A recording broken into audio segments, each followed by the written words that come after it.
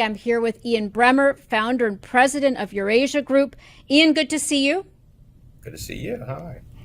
Um, International man of mystery, always on the go. So I take it that's a hotel room. But let's start with the GOP debate, and because I'm really curious, we heard something about foreign policy the last time. What questions would you be asking of the candidates right now that you think are important to know? I don't know. And some of them I'd probably say, what position would you like in a Trump administration? Oh, because Since, it's a moot point to have the debate at since all? well, and also because a number of them, that's why they're running, right? I mean, certainly Tim Scott, certainly Nikki Haley, certainly Vivek Ramaswamy. I mean, these are not people. They know that they're not going to get the nomination, but they're not attacking Trump. They are aligned with him. And given that Trump is, a layup at this point, if not a slam dunk, what do they want to do? What kind of role? How would they change? A second Trump administration from a first Trump administration. I mean, if that's what we are actually looking forward to, let's actually talk about what is happening. But I do think that the Well, foreign no. policy Let's piece let's was pretty good.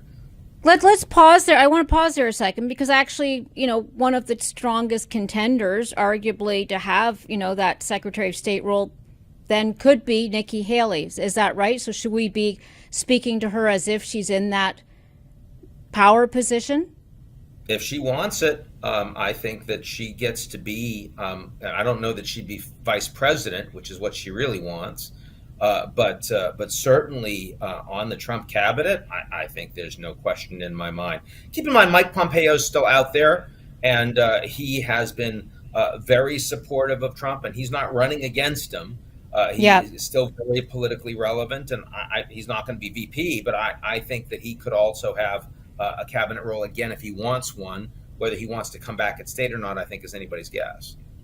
Now, I know Trump is leading in the polls, and quite markedly so. I think it was 59% last I checked. But if the sort of it fell away and we're down to say Ron DeSantis, is there any scenario in which Trump is not the nominee for the Of Republicans? course, of course, because I mean we still have months to go. But DeSantis has not inspired. He has certainly not picked up. In fact, he's lost a lot of his major donors, which are critically important here. You Yeah. saw that Ken Griffin moved away from him after being the Citadel founder and Yeah.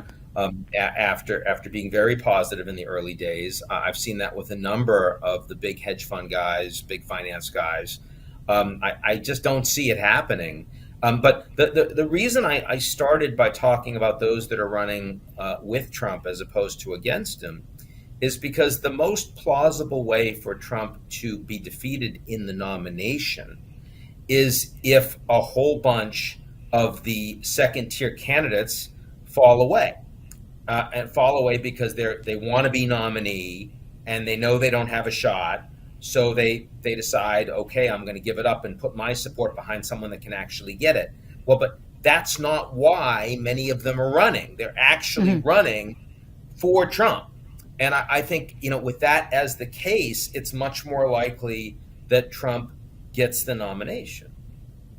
So then, if we are talking about, I want to stay with the foreign policy at the moment. So we've seen the we've seen the Trump administration 1.0. Do you see any evidence that a 2.0 administration, the world has changed?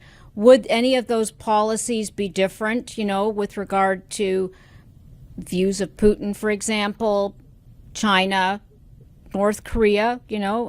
President Trump was, I believe, the only U.S. leader to actually meet with a North Korean supreme leader. I mean, what in that scenario?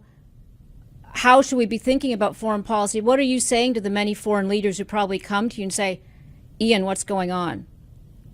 Well, they're mostly very concerned because they all do now recognize that there is a world where Trump comes back as president. And 6 months ago, that wasn't the case.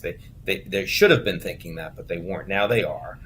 I would say that the Europeans are most concerned about that. And it's not because Trump's policies are going to change or be the same. It's because, as you say, the world has changed. There wasn't a war going on. In fact, there were really no major international crises under Trump's Yeah.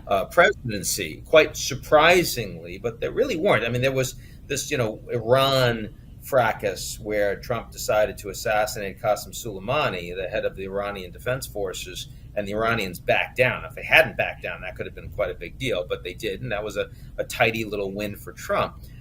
Here, you have a Russian invasion of Ukraine, and Trump has actively and repeatedly campaigned on the notion that if he is president, he will end the war in the first 24 hours. Now, how is he going to do that? Well, he's going to tell the Ukrainians, if you're not prepared to stop fighting, I am going to stop all support for you.